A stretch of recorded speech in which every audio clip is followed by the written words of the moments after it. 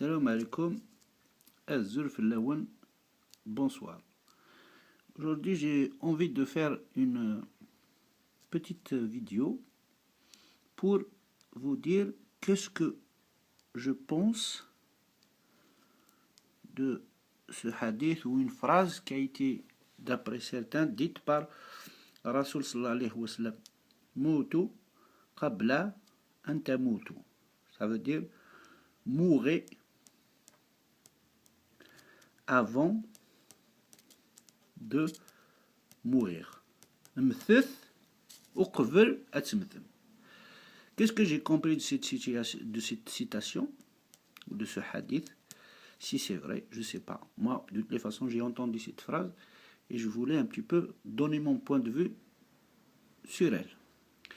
Et ce point de vue, je le donne pour expliquer un petit peu quelle doit être notre réaction vis-à-vis du pouvoir, du système, de ces baltadjias, de ces intellectuels, de ces courtisans, de ces flatteurs, tout ce que vous voulez. C'est-à-dire les gens qui disent que l'Algérie, c'est un État normal, comme tous les États, et que nous sommes gouvernés par des hommes que nous avons choisis et qui sont nécessaires et qui sont importants à notre survie et à la survie de l'Algérie.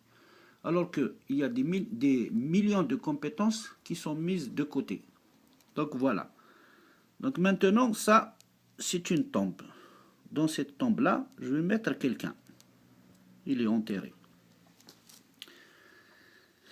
S'il est enterré, ça signifie qu'il ne voit plus, qu'il n'entend plus, qu'il ne parle plus, qu'il ne sent plus, qu'il ne réfléchit plus, qu'il n'a plus de projet, qu'il n'a plus rien du tout.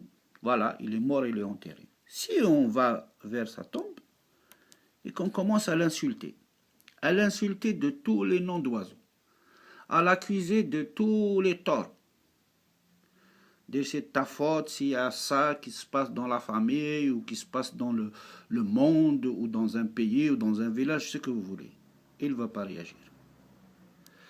Si on va et on le félicite, on va lui dire tu es le plus beau, tu es le plus intelligent, c'est grâce à toi qu'on a vécu des moments formidables, c'est grâce à toi qu'on continue à vivre des moments formidables, tu nous as sauvés, tu nous as montré la voie, tu nous as aidés, tu nous as soutenus, il ne va pas réagir.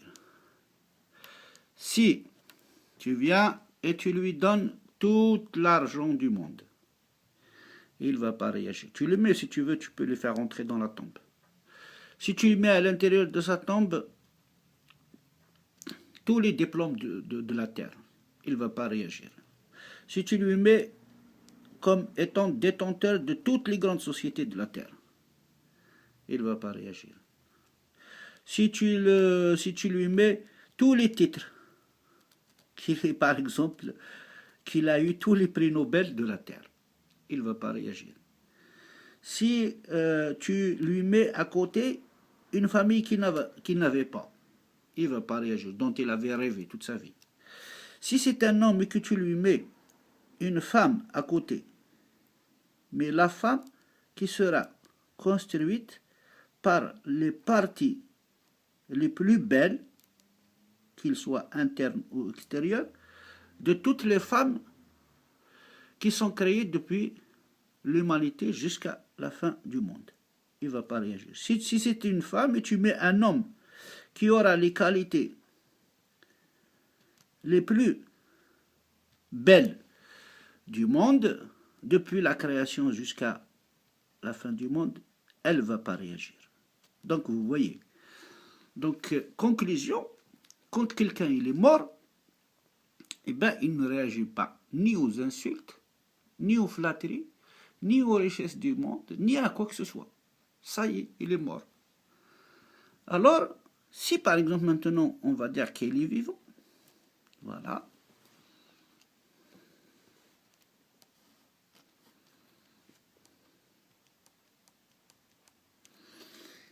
Si il est vivant, qu'est-ce que ça signifie? Ça signifie qu'il entend, qu'il voit, qu'il réfléchit, qu'il ressent, qu'il a un cœur qui bat, qu'il espère, qu'il désire, qu'il fantasme, qu'il croit à des choses, qu'il a des convictions.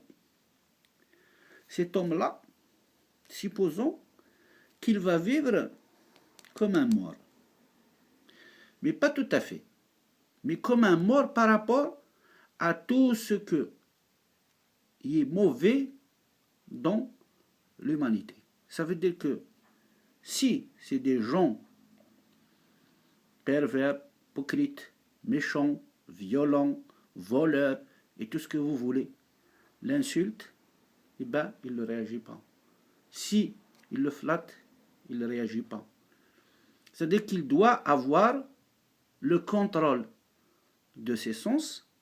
Ça veut dire que pour que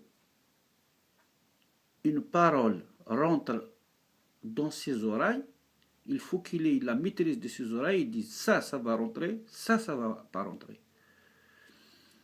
Et que ses yeux vont voir ce que lui décide, son nez va sentir ce que lui décide, sa bouche va dire ce que lui décide, ses pieds vont l'emmener là où il va décider, ses mains, ils vont faire ce que lui décide, et le mieux, c'est qu'il décide qu'il fasse du bien, c'est-à-dire qu'il écoute des choses bien, qu'il voit des choses bien, qu'il dise des choses bien, qu'il mange des choses bien, qu'il sorte des choses bien, qu'il aille dans des endroits bien et qu'il fasse avec ses mains des choses bien. Voilà. À mon avis, à ce moment-là, ces gens-là qui vont être autour de lui ne pourront pas l'atteindre. Encore une chose, il faut que aussi il soit maître de ses pensées. Parce que les pensées, comme vous savez, il y a des fois des pensées qui s'imposent à nous, qui sont mauvaises, qui essaient un petit peu de prendre le pouvoir sur nos sens, sur notre corps. C'est à nous de dire, voilà, je t'accepte ou je ne t'accepte pas. Je suis maître de ce corps. Je suis maître de cet humain. Donc voilà, à mon avis, c'est ça que ça veut dire cette phrase « mourez avant de mourir ». N'écoutons pas les gens que nous avons écoutés pendant 50 ans et qui nous ont emmenés dans une situation catastrophique et qui nous font perdre encore du temps et qui veulent encore sacrifier d'autres générations, parce qu'il y a beaucoup de générations qui sont sacrifiées à cause de ces hommes, et qu'ils veulent sacrifier encore d'autres générations. Donc, à mon avis, la meilleure façon d'éviter qu'ils nous contaminent avec leurs paroles, avec leurs convictions, avec leurs croyances, c'est de les ignorer. Les ignorer complètement. Il faut que la tête qui dirige l'Algérie, parce que c'est la tête qui contrôle tout, vous le savez, qui disparaît pour que l'Algérie recommence à respirer l'air de la sincérité, l'air de la fraternité, l'air de la solidarité, l'air de la créativité, l'air du partage, l'air de la prospérité. Sinon, à mon avis, ça continuera comme ça. Voilà, j'espère être clair dans ce que je viens de dire. Sinon, voilà, j'ai tenté. Donc, أو ندينا قيمة ذي هنا أي زايرين أثي زايرين أنجا مثلا هذا غادي نربي الخير وهذا سباب ربي في الشعر.